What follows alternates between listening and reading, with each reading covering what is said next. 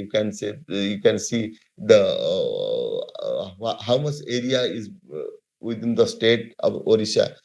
These 11 basins are really they are posing the problem, as well as these are also at some part. I cannot say that totally problem, because at some point of the time they are also feeding us. They are the lifeline of a state, the rivers.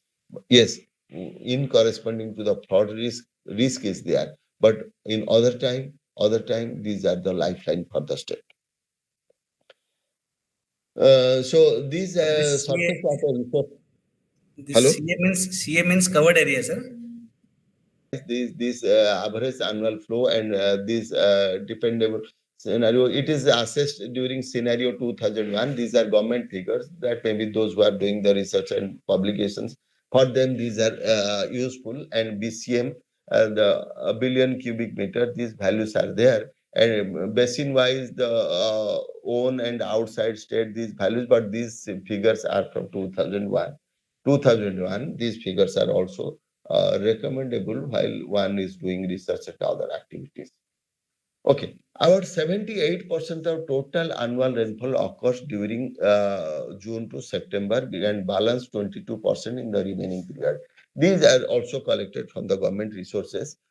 These some these spiral binding books of the government, and these kind of really this is a monsoon fed state. That's why major rainfall occurs during those monsoon periods, and there may be a spatial variation, but mostly the rainfall you can say around 1400 mm or 1450 mm in an average in the Odisha state that is occurring.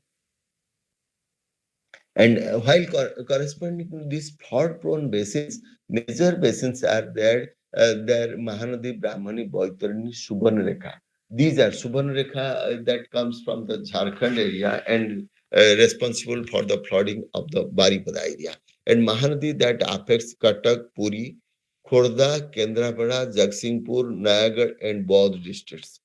And Brahmani basin particularly, it affects the Bhadrak, Jaspur, and Baleswar. These are coastal districts. Those who are not from Orissa, for them, Mahanadi, Brahmani, Baitarani, these are few dangerous basins corresponding to this flood. And you see that Brahmani and Baitarani, Bhadrak, Jaspur, Baleswar, the same districts are getting affected. And Budhabalanga, Subarnarekha, there is Mayurbhanj and some Baleswar districts are affected. That means you can realize that the Baleswar is that kind of district. If this Brahmani, Baitarani, Budhabalanga, Subarnarekha, these are flooding, then definitely Baleswar will be affected. In fact, it is so, because you will be finding mostly low-lying areas are there, and it is also very close to the sea. And this because once there is flood is coming, and if the water is not getting released due to the high tide in the sea, that also causes a waterlogging. That is also a phenomena. So we generally, while I was in this fraud management team of the state government, and we remain very watchful when the fraud comes during this Purnima and Amavasya. That means full moon and new moon. We generally consider this to the how full moon is very close to our event date, whether new moon is there or not. That part also we consider, because these tides they generally choke the path. They generally, because due to the high level of the sea water, these flood waters not getting released by the distributary rivers. So that also creates very slow progress of water flow is there. That's why we generally avoid those days. But all these are natural phenomena. Either the high tide is natural phenomena, flood is a natural phenomena. What you can do, you can make a risk management, so that by doing this risk management, what you are doing, you are only mitigating, you are only reducing the risk of this flood hazard to a uh, lesser extent. That you are doing, nothing more you can do out of that.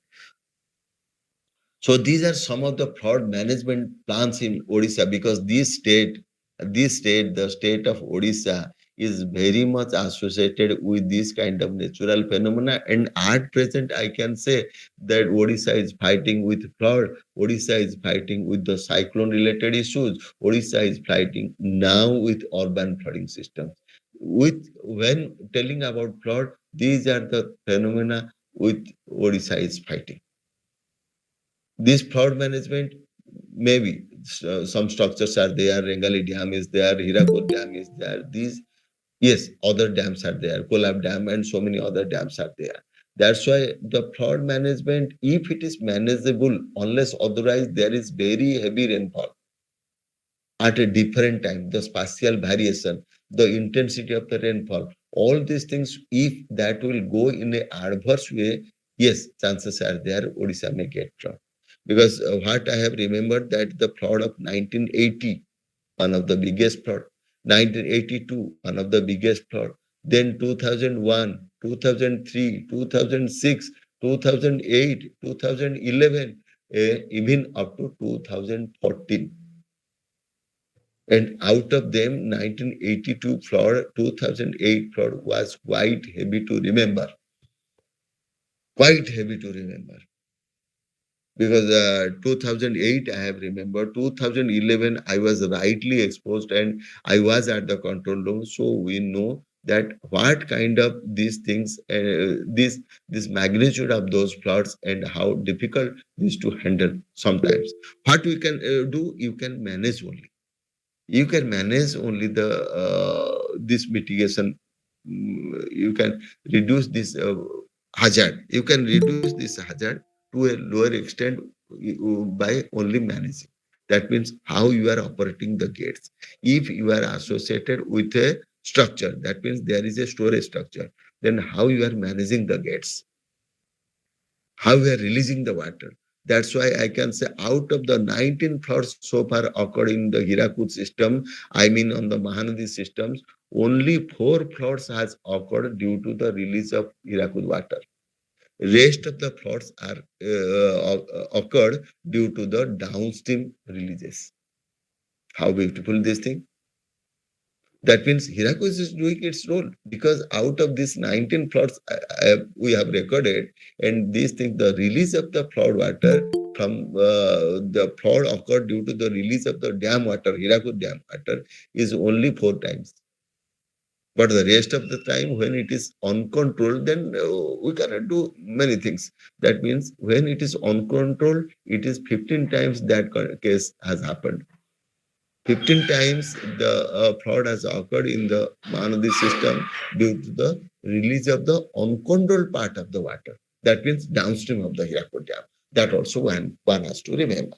So during last 5 decades, and measure the structural and non-structural things are there because mostly how we are avoiding how what kind of risk measurement management plan we have taken, and this risk management plan is mostly around 2 types of things that we shall be considering, the how the deltaic part is avoiding the flood and what kind of measures taken by us.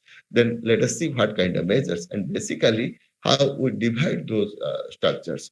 And yes, there is state water policy of 2007 where it is considered that master plan for control and management of the basin should be there. Provision of flood reserve space. That means we are having national water policy, we are having state water policy where we generally consider that the prioritization of the demands and what kind of step we can take, consider in order to manage this fraud or manage the fraud hazard and how to mitigate the risk. So increase emphasis on non-structural measures. I am coming, and control of urban flooding to be given due consideration because river flood, that is fluvial flood. Last day I was saying that fluvial and pluvial.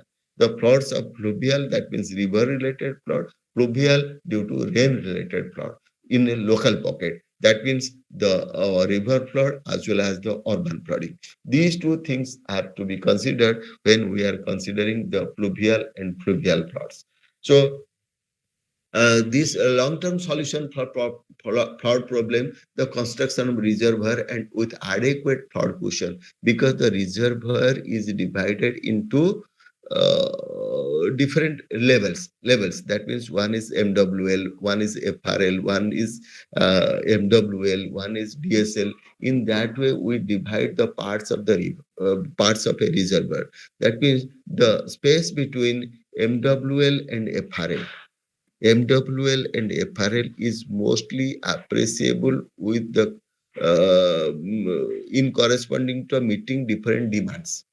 FRL and I'm coming from the top. One is top bank level, and below that is MWL, maximum water level, and below that is FRL, and below that is MDDL, maximum drawdown level, and below that is DSL. These are the levels of a reservoir.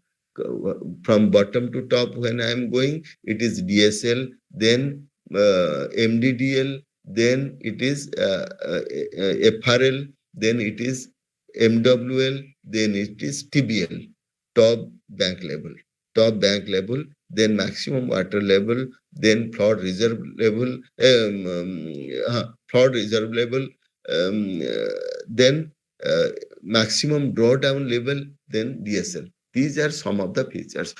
So the space between, you cannot use the water below DSL, and the mostly the space between MDDL and FRL is kept for meeting different demands. And the space between MDDL to DSL is generally kept as a reserve. And above MDDL is FRL. And FRL to MWL is generally considered as a flood space, is generally considered as a flood space. So there must be a huge amount of cushion between this MWL and FRL. That means a huge amount of water can be stored. I was talking about how during filing the dams are opened in order to release some water, in order to create this flood space, because this cyclone has occurred during the month of October, and it was the date October 12th, and nobody waits up to October 31st calendar date in order to get the reservoir filled. So by September 30, everybody wants that my reservoir should be full. Those who are dealing with the management of the reservoir, they really plan in that way. My reservoir should be full by September, but officially it is October 31st. And generally we keep very less space in order to wait for the, because October becomes somewhat dry. Rains are so not prominent. So when a cyclone is coming on the date of October 12th, that means you are full of your pocket. Your reservoir is full and a huge amount of rain is coming, and subsequently and runoff associated with this rainfall will be definitely very heavy. Where is your space? So in order to generate that flood space, we have to open the gates. We have to open the gates, and that's why the things has happened in that way. So the gates are opened in order to generate more floor space. So these other measures like construction of cascade of reservoirs, that means reservoirs should be done in the series pattern. Reframe the rule curve. That means the reservoirs are being operated by using a particular guideline. Regulations is there. That means at what date, how much water should be there. But sometimes these things are also, we have to make those things flexible.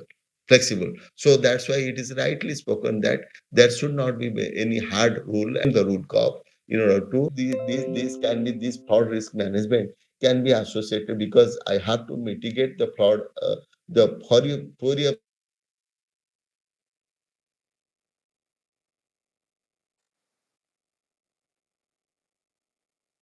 structural. I am using some plan, some is no structure.